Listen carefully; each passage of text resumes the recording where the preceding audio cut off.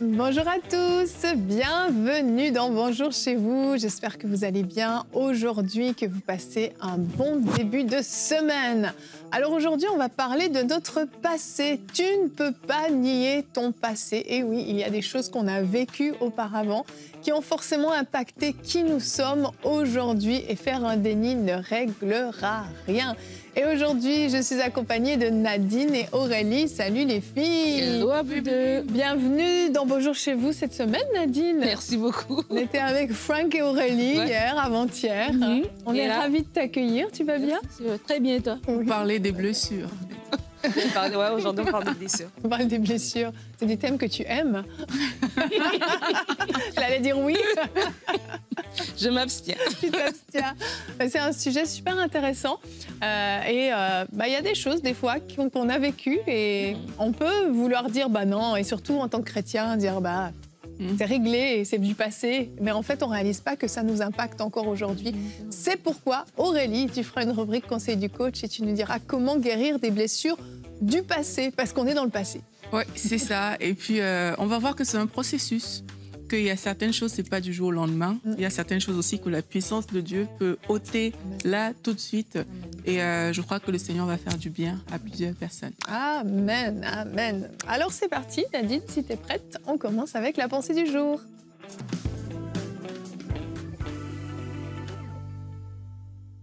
Dans son introduction, Evelyne a dit que j'aime le sujet des blessures, mais en fait, c'est vrai que j'aime le sujet du relationnel, de l'importance. En fait, j'ai vu, moi, pour ma part, que beaucoup de chrétiens, je vais les voir, ils prient, ils sont fervents dans l'église, etc., mais ils ont des problèmes relationnels. Ils se disent, je suis venu au Seigneur, je prie, je lis ma Bible, mais comment ça se fait que voilà, dans ma vie, j'ai encore des défis, j'ai encore des soucis. Et ça nous montre, la Bible nous le dit, qu'en tant qu'être humain, nous sommes en trois dimensions. On a un corps, on a une âme et on a un esprit. Et notre âme, des fois, elle peut être accablée par certaines choses et il faut la traiter. Ce n'est pas juste que je deviens spirituelle et j'oublie tout s'efface. Comme Aurélie va l'expliquer dans son conseil du coach, il y a des choses que le Seigneur va faire, oui, mais aussi des choses que nous devons faire. Et il y a un processus comme ça qui doit s'enclencher pour que certaines choses disparaissent. Alors, le but de ma pensée, c'est de tout simplement t'inviter à ne pas nier ton passé, mais à l'accepter et surtout à pouvoir aller de l'avant. La Bible nous dit dans 1 Timothée 1, les versets 12 à 13, c'est l'histoire de Paul qui parle à Timothée. Il dit « Je suis reconnaissant envers celui qui m'a rendu capable de remplir cette tâche, Jésus-Christ notre Seigneur. En effet, il m'a accordé sa confiance en me choisissant pour ce service. Moi, qui autrefois l'ai offensé, persécuté et insulté, mais il a eu pitié de moi, car j'agissais par ignorance, puisque je n'avais pas la loi. » Ou la foi. Non, c'est la foi. J'ai besoin de changer mes lentilles. Je n'avais pas la foi. Ça, j'étais comme la loi, mais non, ça ne marchait pas. Ça marchait pas. Je n'avais pas la foi. Et c'est important qu'on parle de tu ne peux pas nier ton passé, c'est de ne pas nier les faits. C'est important de dire, OK, c'est arrivé, mais voilà, se faire grâce. Le deuxième point, c'est important de se faire grâce en reconnaissant, comme Paul est en train de le dire, oui, j'étais ignorant en fait. Je l'ai fait, je pensais bien faire, mais j'étais dans le faux et Dieu m'a fait grâce tout simplement. Et des fois, on a du mal à avancer parce qu'on est toujours en train de se flageller comme ça de ce qu'on a fait dans le passé. Mais de se dire, j'ai agi par ignorance. J'avais tout simplement l'intelligence obscurcie. Éphésiens 4, les versets 17 à 18.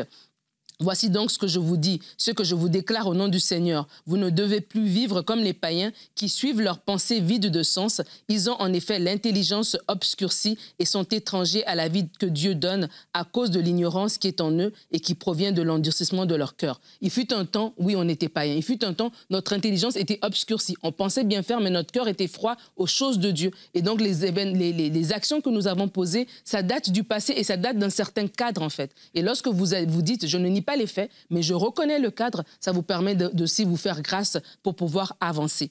Et après, de comprendre que des fois aussi, nos agissements sont le fruit de notre environnement. Peut-être que vous avez grandi dans un milieu qui était toxique, un milieu qui était compliqué, et vous avez fait comme les autres autour de vous. Ce n'est pas pour vous dédouaner, mais c'est pour comprendre le contexte de vos actions. Peut-être c'était vos blessures, on va en parler tout à l'heure, qui vous ont poussé à agir d'une certaine manière. Mais le plus important, c'est de réaliser que Jésus vous a choisi. Paul va le dire, que Jésus l'a choisi. Malgré tout ce qu'il avait fait, lorsque Jésus l'a choisi, lui-même aussi, il s'est dit, OK, Paul, tu as été ça avant, tu ne vas pas longer les murs, tu vas aller prêcher vers ces gens. Ils vont dire, mais c'est pas le Paul qui persécutait. Oui, c'est moi qui persécutais. Mais voici ce que Dieu a fait dans ma vie. Et c'est ça qui est le plus important. La Bible nous dit dans Romains 5 au verset 8 que Dieu prouve son amour envers nous en ce que lorsque nous étions encore des pécheurs, Christ est mort pour nous. Et c'est ça en fait, peu importe ce que vous avez fait, votre passé est là, etc. Il vous suit peut-être encore jusqu'aujourd'hui, mais vous devez réaliser que Dieu vous a aimé. Et lorsque vous étiez encore pécheur, Christ est mort pour vous. Et c'est ça qui compte et c'est ça qui doit vous donner la force, le courage d'affronter votre passé, de ne pas le nier, mais de comprendre qu'aujourd'hui, alors que Christ est intervenu dans votre vie, votre passé est tout simplement un témoignage à la gloire de Dieu. Amen. Merci Nadine. Le problème, parfois, c'est la honte. On a honte des choses qu'on a faites, on a honte de la personne qu'on était. Et on a tellement honte qu'on veut juste enfouir ça et puis cacher ça, ranger ça dans une valise. Et ça n'a jamais existé. Et on oublie que dans tout ce qu'on a vécu, on est la construction en fait de l'enfant qu'on a été, l'adolescent qu'on a été, l'adulte, peu importe, quand on a rencontré le Seigneur. Et en fait, on est dans une progression constante, mais il y a des choses qui impactent réellement notre vie. Et faire comme si ça n'avait pas existé. Et je crois que c'est quand même très chrétien aussi de fonctionner comme ça, parce qu'on dit les choses anciennes sont passées, et puis ça reste derrière, et puis on veut fermer la porte, puis on dit non, maintenant je suis une nouvelle créature, Christ m'a transformée. Et c'est vrai tout ça, c'est très vrai.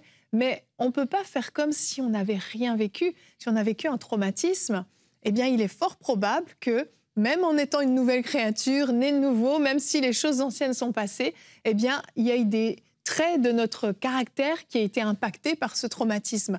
Peut-être que dans notre famille, on a été profondément blessés par des paroles qui ont été dites, qui nous ont rabaissés, qui nous ont humiliés. Eh bien, dans le présent, même si je suis née de nouveau, je peux avoir un gros problème d'estime personnelle. Et quand quelqu'un, tout à coup, va me dire une parole au travail, peut-être juste me dire « Non, ça, tu l'as mal fait, il faudrait le refaire », je vais surréagir et ça va être hyper intense. Puis on va se dire, mais pourquoi en fait ? Mais ce qui se passe, c'est que ce que tu as vécu quand tu étais enfant, tu ne l'as pas traité, tu n'as pas guéri. Eh bien, qu'est-ce qui se passe aujourd'hui ? Tu surréagis dès qu'on appuie sur ce bouton. Et on a comme des boutons qui nous font surréagir. Et ne pas identifier la source, juste essayer de traiter le symptôme, la surface, ne réglera pas le problème. Donc, on va essayer de se maîtriser, on va essayer de prendre sur soi, on va essayer de se parler. Mais non, il faut des fois se revenir. Et puis, si je reste dans mon exemple, oui, c'est vrai, mes parents m'ont toujours rabaissée quand j'étais enfant, mais c'était des mensonges ce qu'ils ont dit. Aujourd'hui, je choisis de les pardonner et hop, on va de l'avant. Et là, on peut classer. Et si on veut ranger le passé dans la valise, c'est le bon moment de le faire, mais parce qu'on l'a traité et pas avant de l'avoir traité. Et j'aime que tu parles de la honte. Et là, on parle, dans ton dernier exemple, tu parles des choses qu'on a subies, mais des fois aussi, c'est des actions que nous avons posées. C'était le cas de Paul. C'était le cas de Paul. Et tu vois, je crois qu'en francophonie, on doit quand même s'ouvrir un peu. On est des fois très sur l'apparence, ce qui fait que quand les gens viennent, les gens arrivent et c'est comme de façon, c'est pas dit ouvertement, mais on fait comme si tout va bien. Et puis voilà, comme tu dis, je suis une nouvelle créature, etc. On oublie que les gens sont des humains qui ont des vies, en fait. C'est pas juste le dimanche matin quand on les voit. Tout le monde a une vie. Et de comprendre qu'on a tous un passé. Et quand on va être honnête, on va être authentique, on va laisser les gens être vrais, ça va aider aussi ces personnes-là à ce que leur passé ne soit pas un sujet de honte que l'ennemi va utiliser pour les maintenir en bas, mais en fait que ce soit un témoignage à la gloire de Dieu pour dire voici ce que Dieu fait d'un passé qui est chaotique en fait. Et je crois que les anglophones, ils sont beaucoup plus prompts à utiliser leur témoignage, ils vont écrire des livres, ils n'auront pas honte de dire ces choses-là, alors que chez les francophones, on a encore cette petite gêne, tu vois une petite pudeur. Mais la honte, c'est un élément, c'est un outil ou une arme que le diable va utiliser. Et qu'est-ce que Dieu va faire lui-même ? Dieu, alors que l'homme et la femme ont péché, ils ont honte, ils se cachent et Dieu va venir vers eux. Il va les revêtir. Il va comme rétablir le dialogue avec eux. Donc c'est pour dire que alors qu'on est dans la honte, ça va rien produire de bon. On va se cacher, il y a des choses qu'on pourrait même pas faire. Je prends l'exemple de Paul, mais s'il était resté dans un esprit de honte, mais on n'aura pas tous les épîtres qu'il a écrits. C'est sûr qu'il serait gêné de dire quelque chose. Il aurait une révélation, il se dit, j'attends peut-être que Pierre aura la révélation, ou Jacques, ou Jean, quelqu'un d'autre va l'écrire, sauf moi. Et de la même manière aussi, nous, il y a des choses peut-être que Dieu a mis dans notre cœur qu'on doit faire. Mais la honte nous disqualifie, alors qu'on ne doit pas se laisser disqualifier par la honte, mais au contraire savoir que nous avons été qualifiés par Christ, qui nous a aimés alors qu'on était pécheurs. Donc à ce moment-là, c'est juste, je rentre dans cette nouvelle dimension et oui, je nous encourage en tant que chrétiens francophones à vivre dans cette authenticité pour permettre aux autres de parler librement de ce qu'ils ont vécu, pas comme un sujet de honte, mais vraiment, encore une fois, un sujet de témoignage que Dieu a changé le mal en bien, en fait. Amen. Mm-hmm. Dans Genèse, l'histoire de Joseph avec ses frères, j'aime beaucoup cette histoire-là. Oui, je vois ça. Finalement. Et il dit, vous aviez médité de me faire du mal. Dieu l'a changé en bien pour accomplir ce qui arrive aujourd'hui, pour sauver la vie d'un peuple nombreux. En fait, il n'a pas fait comme s'il n'avait rien fait. Vous aviez médité de me faire du mal. Ça veut dire que dans le passé, il y a eu des actions qui ont été posées, qui étaient là. Il n'a pas juste voilé sa face par rapport à ces actions-là parce qu'il est enfant de Dieu, parce qu'il craint le Seigneur. Il y a quelque chose qui s'est fait et il a mis le doigt dessus. Et moi, je pense que chaque fois qu'on veut voiler, que ce soit par honte, parce qu'on a peur de dire ce qui s'est passé, etc. Mais là, en fait, on ne va pas toucher à la guérison. Parce que pour justement pouvoir vivre sans que le passé ne revienne nous hanter ou bien que le passé ne soit un obstacle, il faut identifier clairement la responsabilité, en fait. Si c'est moi, j'ai commis des choses dans le passé, je dois pouvoir l'identifier clairement et le dire. Si peut-être quelqu'un a fait quelque chose qui me nuit aujourd'hui dans mon passé, je dois aussi pouvoir l'identifier et le dire. Et ce n'est pas un problème de le dire. Tu vois, c'est quelque chose qui s'est passé. Ils ont médité de lui faire du mal. C'est arrivé. Joseph ne s'est pas vengé par rapport à ça, mais ça n'empêche pas que c'est quelque chose qui est arrivé, c'est établi. Et c'est la première étape pour être libre. C'est de reconnaître que y a quelque chose qui s'est effectivement passé dans ma vie. Voici ce que ça a entraîné, etc. Si je suis comme ça aujourd'hui, mais c'est peut-être parce qu'il y a eu ça, ça, ça et ça. Et c'est quand on accepte et qu'on reconnaît ça, mais que le processus aussi de libération ou bien d'affranchissement de ce passé-là. Tout à fait. Moi, je me rappelle, il y a la semaine passée, je crois, par hasard, je tombe sur Insta, sur la page d'une dame, je ne vais pas dire son nom, mais je crois que tout le monde pourra la reconnaître. C'est une dame, lorsqu'elle était jeune fille, genre 22, 24 ans, elle a eu une situation avec un homme d'État. Et donc, c'est sorti, tout le monde a su ce qui s'était passé. Et c'était une honte mondiale. C'est pas quelque chose qui s'est passé, dans 2 personnes dans un hôtel. C'était tout le monde qui l'a su, c'était à la télé, c'était tout le monde qui avait su ça. Ses parents, sa famille, tout le monde, les gens avec qui elle était allée à l'école, tout le monde. Et je me dis, mais comment tu fais pour rebondir d'une honte pareille? Et aujourd'hui, cette dame est dans la quarantaine. Et je savais même plus, j'avais même oublié. Mais elle a un nom que tu ne peux pas oublier, son nom il est assez particulier. Oui. Et je retrouve, et je sais pas, elle était sur mon fil d'actualité. Et en fait, elle a tout un truc qu'elle est en train de faire, un podcast, etc. Mais peu importe ce qu'elle fait, elle n'est pas au Seigneur. Mais ce que je suis en train de dire, elle a eu le courage de rebondir de cette humiliation mondiale parce qu'elle avait des gens qui l'aimaient. Elle avait ses parents, elle avait un entourage. Des fois, pour sortir de son passé, des fois, ton passé est tellement fort. Tu veux bien, mais tu n'as pas les outils pour sortir. Et oui, tu vas faire des choses, tu en parlais tout à l'heure, Aurélie, mais je crois aussi que d'avoir déjà un environnement qui est sain, qui t'aime, dans lequel tu es en sécurité, qui va te valoriser. Tu parlais d'avoir grandi avec un manque d'estime, etc. Et d'avoir des gens qui vont te valoriser va t'aider à croire que tu as un futur, tu as un avenir. Malgré ton passé, il parle tellement fort que tu as l'impression que tu vis encore il y a 20 ans en arrière. Et les gens vont te regarder à travers ton passé, en fait. Mais tu as besoin d'avoir... C'est peut-être 2, 3, 4 personnes, il n'y en a pas foule, mais qui vont tellement t'aimer, qui vont tellement te rappeler que Dieu t'aime également, que ça va te donner le courage de te relever, de sortir de ce trou. Et c'était le cas de Paul, tu en as parlé, mais Paul, son passé était extrêmement fort, il avait été aux yeux de tous, il a massacré des chrétiens, il a persécuté les chrétiens, et aujourd'hui, il est l'un d'eux. Et je crois vraiment qu'il y avait ce fardeau qui le poursuivait. Et après avoir traité, il a assumé, il n'a pas fait de déni, tu en as parlé dans la pensée, il l'a assumé, il en a fait même une source de témoignage pour montrer la transformation. Il a dit aussi dans Philippiens 3, 13 et 14, il a dit « Frère, je ne pense pas l'avoir saisi, mais je fais une chose.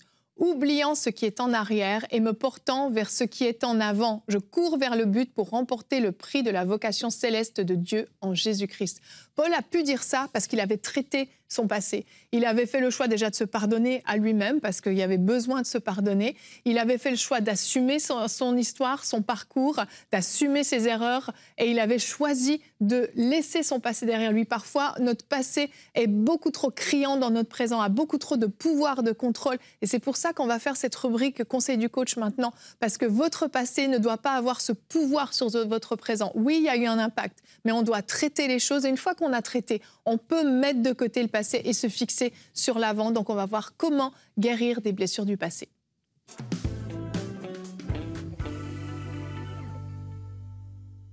Beaucoup de choses ont déjà été dites par rapport à cette rubrique qui est vraiment intéressante. Et je vais vous définir les blessures. J'ai pris une définition de Joyce Meyer que j'aime bien. Elle dit, c'est quoi une blessure? C'est une marque spirituelle laissée par des traumatismes passés qui affectent les pensées, les émotions et les comportements des individus, créant des schémas de peur, d'insécurité et de colère qui interfèrent avec la vie spirituelle et relationnelle. Ça, c'est une définition que je trouve vraiment très claire concernant les blessures. Et dans ces blessures-là, on voit qu'elles se comportent comme une espèce de filtre. Elle vient de mettre un filtre devant nous. Et qu'est-ce que ce filtre va faire? C'est que ça altère la réalité, ça altère tes pensées, et puis ça va te faire voir les situations et les autres d'une certaine manière, et ça va même altérer tes réactions. C'est exactement comme ça que lorsqu'on transporte des blessures, même si on ne se rend pas compte, c'est ce qui va se dégager de nous. Et pour certaines personnes, vos blessures vont peut-être venir parce que vous avez eu un cœur brisé dans le passé. Vous avez peut-être été trahi, il y a peut-être une perte qui était importante à vos yeux, vous avez peut-être vécu du rejet ou des expériences douloureuses. Et ça va entraîner un dépôt et ça va faire cette espèce de filtre-là. D'autres personnes, c'est des fardeaux de votre âme, des sentiments de peur, des grands stress, des dépressions qui pèsent à l'intérieur de vous, qui peuvent venir être ce filtre dont on parle. Et dans certains cas, il y a également des origines spirituelles. Donc le but est vraiment d'empêcher de marcher dans la liberté que le Christ nous a acquis à la croix. Alors, comment faire pour surmonter ces blessures?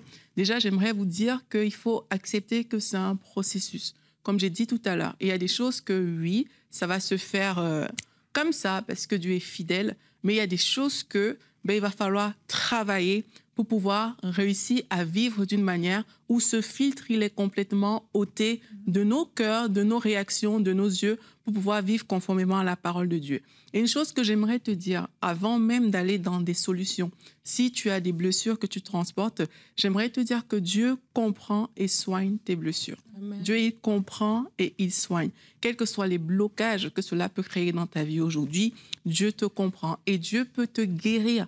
Même si ça remonte à 20 ans ou 30 ans de traumatisme, sache que le Seigneur, il peut te guérir et il peut le faire aujourd'hui. Je me rappelle un jour, alors que je pense que moi-même, le Seigneur guérissait mon propre cœur, le Seigneur m'a dit ce verset, l'a cogné à la racine, et que tout ce que Dieu n'a pas planté sera déraciné. Amen. Et ce jour-là, j'ai dit, oui, Seigneur, va au plus profond, remonte même à mon enfance, des choses que je ne comprends pas, que je ne connais pas. S'il faut les déraciner, arrache, mais que ce que tu n'as pas planté sorte. Amen. Et je crois que le Seigneur veut faire ça dans la vie de plusieurs personnes qui souffrent de blessures du passé. Il veut déraciner. Ce n'est pas une fatalité. Ça peut changer pour toi aujourd'hui. Si tu ouvres ton cœur à Dieu avec sincérité, tu reconnais, comme on a dit tout au long de cette émission, il y a quelque chose qui s'est fait. Je ne veux plus faire semblant. Je reconnais que cela a un impact dans ma vie, mais je choisis de guérir et d'avancer. Donc, on l'a déjà dit, on a vu qu'il faut établir la responsabilité clairement. Ça, on en a parlé déjà. Tu établis la responsabilité. Tu n'es peut-être pas responsable de la blessure de ton passé, mais tu es responsable de guérir de cette blessure-là. Et c'est important de savoir que c'est ta responsabilité. Et c'est seulement quand tu vas accepter qu'il y a une blessure, qu'il y a quelque chose, qu'il y a un filtre, que tu vas pouvoir initier le processus de guérison. Si tu n'acceptes pas ça, tu vas vivre avec cette déformation ou avec ce filtre que cela a créé à l'intérieur de toi. Alors, comment faire? Moi, ce que je vais te proposer de faire aujourd'hui, c'est de te reconnecter déjà à Dieu et à sa présence. Il faut que tu invites Dieu dans cette situation. Dieu est notre Père et en tant que Père, Dieu est un repère. On a vu la définition tout à l'heure. On a vu que ça amène un filtre. Donc, tu as besoin quelque part de regarder à Dieu qui est ton origine, qui est la personne qui saura mieux redéfinir ton identité. Et alors que tu regardes à Dieu, ben, tu vas voir que cette connexion à Dieu, tu es transformé à son image. Là où ton passé, les blessures que tu avais vécues, t'avaient donné une autre image qui n'était pas l'image que Dieu voulait de toi. Juste en te connectant à Dieu, tu vas pouvoir lui ouvrir ton cœur, tu vas pouvoir lui parler de ces situations-là. Et alors que tu te connectes à lui, il y a une transformation déjà qui vient juste de cette connexion avec Dieu qui va pouvoir s'établir et qui va pouvoir se faire. Et puis une autre chose aussi, dans beaucoup de cas, il faut relâcher le pardon. Si vous voulez guérir de ces blessures intérieures, il y a un pardon qui doit être relâché. Evelyne parlait tout à l'heure de se pardonner déjà soi-même, mais aussi pardonner à toutes les personnes qui vous ont fait du mal. On a déjà tellement parlé de pardon sur ce plateau dans différentes émissions et on a vu toujours comment le pardon est l'une des armes les plus puissantes de guérison intérieure et même de délivrance. Donc vraiment, si on veut guérir, il faut pardonner. Je sais que ce n'est pas toujours évident et je sais aussi que pardonner, c'est pas juste « ok, je pardonne, ça va ». Il y a aussi un processus derrière. Il y a des choses qui doivent être faites. Votre âme a été affectée. Ce n'est pas forcément comme ça en un claquement de doigts, mais il faut avoir le désir, la disposition de cœur de dire « je pardonne à cette personne-là. Je veux initier ce processus ». Oui, ça va peut-être prendre de parler. Ça va peut-être prendre de ne pas nier certaines choses. Oui, vous allez les mettre sur la table, mais juste vous dire « ok, je pardonne ». Et dans cette histoire de Joseph que j'aime bien, quand on remonte au verset 18 du verset que j'ai lu tout à l'heure, lorsque ses frères viennent le voir, il dit « vous avez médité de faire le mal », mais plutôt il dit « suis-je à la place de Dieu ?» Parce que ses frères sont venus se jeter à ses pieds, ils ont dit « nous sommes tes esclaves ». Et Joseph leur dit « n'ayez aucune crainte, suis-je à la place de Dieu ?» Je ne suis pas à la place de Dieu pour te juger. Je ne suis pas à la place de Dieu pour te condamner. C'est ce qu'il a dit à ses frères. Vous aviez médité de me faire du mal, mais je ne suis pas à la place de Dieu.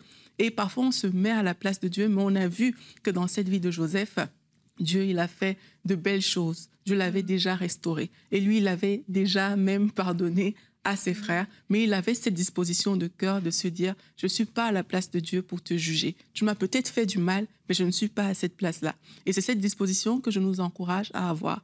Des personnes nous ont peut-être fait du mal, mais vous n'êtes pas à la place de Dieu. Toi, choisis de pardonner, choisis d'avancer et tu vas voir que ton cœur va se libérer de ces choses, ça va se libérer de ce filtre et tu pourras avancer également dans ta vie actuelle.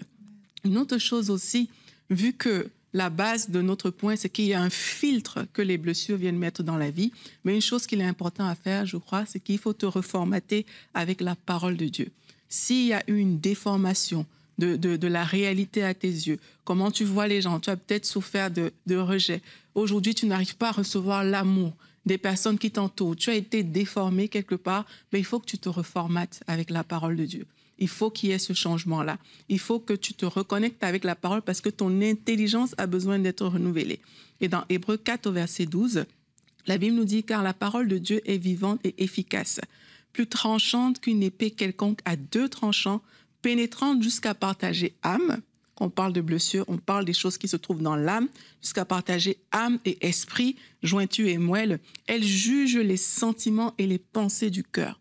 Lorsque tu vas confronter, tu vas regarder la parole, tu vas voir qu'elle va mettre ce qu'il y a dans ton âme en avant. La parole va venir juger les sentiments qui sont dans ton cœur. Elle va juger les pensées qui sont dans ton cœur. Et si ces pensées ont été déformées à cause des blessures, mais tu vas voir que la parole va venir les exposer. Et c'est lorsque tu décides que malgré tout, tu choisis de mettre en pratique la parole, tu vas voir que tu es en train de te reformater. Ces choses que tu avais acceptées à cause des blessures, qui ont fait en sorte que tu vives une vie filtrée aujourd'hui, parce que maintenant tu choisis de mettre en pratique la parole, tu vas voir que tu es en train de poser vraiment un acte de guérison. Beaucoup de personnes entendent des messages comme celui-ci qu'on est en train de dire, mais ils reçoivent comme « Ok, oui, j'ai compris », mais il n'y a aucune pratique qui se fait derrière. Il n'y a aucune mise en pratique qui se fait derrière. Mais en faisant ça, tu ne réalises pas que tu n'es pas dans un plan de guérison. Ton plan de guérison commence lorsque toi-même, tu décides que je vais mettre en pratique les choses qui m'ont été enseignées. On m'a dit de pardonner, je vais le mettre en pratique. C'est comme ça que tu vas briser cette blessure-là, en fait. La parole de Dieu dit telle chose, je vais la mettre en pratique. C'est comme ça que cette déformation qui a eu lieu à cause de cette blessure, mais c'est comme ça qu'elle sera, tu vas te reformater et qu'au fur et à mesure, tu vas renouveler ton intelligence. Et une dernière chose que je veux partager avec vous aussi, c'est de ne pas s'isoler dans ce processus de guérison. Il faut être bien entouré. Nadine en a parlé tout à l'heure. La Bible nous dit dans Galaties au verset 2, « Portez les fardeaux des uns et des autres et vous accomplirez ainsi la loi de Christ. » Il faut que tu sois entouré des personnes qui t'aiment. Il faut que tu sois entouré des personnes de confiance, des personnes avec qui tu peux être redevable par rapport à ton processus, des personnes qui pourront te challenger. Tu as vraiment pardonné? Est-ce que tu as vraiment mis en pratique cette parole qui concerne ta situation? Des personnes comme ça qui peuvent te faire rendre des comptes par rapport à ce processus dans lequel tu es. Il faut vraiment ouvrir ton cœur à ces personnes-là. Et si vous avez des gens qui vous entourent, qui vous aiment, il faut bénéficier de cet amour-là. Et dans certains cas, parce qu'on parle aussi des blessures de l'âme, dans certains cas, il faudra peut-être aussi aller voir des professionnels qui sont compétents. Et ce n'est pas une honte. On a parlé de honte tout à l'heure. Ce n'est pas une honte d'aller chez un thérapeute pour dire, dans mon âme, ça ne va pas. Je vois que voilà, les gens sont heureux autour de moi, mais moi, j'ai comme un filtre. J'ai quelque chose qui déforme ma réalité. J'ai quelque chose qui me dérange. Il sera certainement identifier des choses à l'intérieur de vous et lorsqu'il met ça à la lumière, parce que je sais que dans certains endroits aussi, c'est pas tout le monde qui a accès à un thérapeute chrétien, mais s'il a mis quelque chose à la lumière, au-delà de ce qui a été dit, allez aussi dans la parole avec ce que vous avez entendu. Allez aussi vers quelqu'un de confiance qui connaît les Écritures. Cherchez aussi dans la parole par rapport à ce que vous avez entendu. Comme ça, la parole va venir jouer également ce reformatage, comme on a vu tout à l'heure, pour vous conduire dans la vérité. Donc, que le Seigneur vous bénisse vraiment aujourd'hui. Accepte de ne plus vivre à la lumière de ce filtre et engage ton processus de guérison dans la présence de Dieu. Merci Aurélie, des super conseils à mettre en pratique. Et avant de terminer, j'aimerais vous encourager à écouter les épisodes d'Inside qui ont été faits, parce que clairement, ce sont des témoignages extraordinaires de personnes qui avaient un passé très, très lourd, très, très chargé. Tu vas ajouter quelque chose? Oui, et je voulais parler aussi de Teach. Sur les blessures émotionnelles. Il y a toute une série qui a été faite sur ça. Ah ben voilà. Aussi. Vous avez plein d'outils. Donc, Teach sur les blessures émotionnelles. Inside, si vous voulez voir des témoignages de personnes qui avaient un passé très lourd, très difficile, tout ce qu'il fallait pour que leur présent soit une catastrophe, mais vous allez voir comment Dieu s'est glorifié dans leur vie. Ça donne de l'espoir parce que dans certains cas, on a l'impression que c'est tellement gros notre histoire, on a vécu tellement d'horreur que c'est pas possible. Mais j'aimerais vous dire que Dieu peut transformer des vies, oui, en un claquement de doigts dans certains cas et dans d'autres situations de manière progressive, mais Dieu peut vraiment restaurer votre vie comme il a restauré la vie de Joseph. Il lui a fait justice. Il s'est révélé à lui vraiment comme ce héros qui a sauvé sa vie, qui a triomphé dans sa vie. Et Dieu peut vous faire justice également. Demain, on va se retrouver, on va parler d'amitié, amitié croyant, incroyant. Est-ce que c'est possible? Et Nadine, dans la rubrique Couple et relations, tu nous diras quels sont les critères d'une amitié saine. Allez, à demain, bonjour chez vous.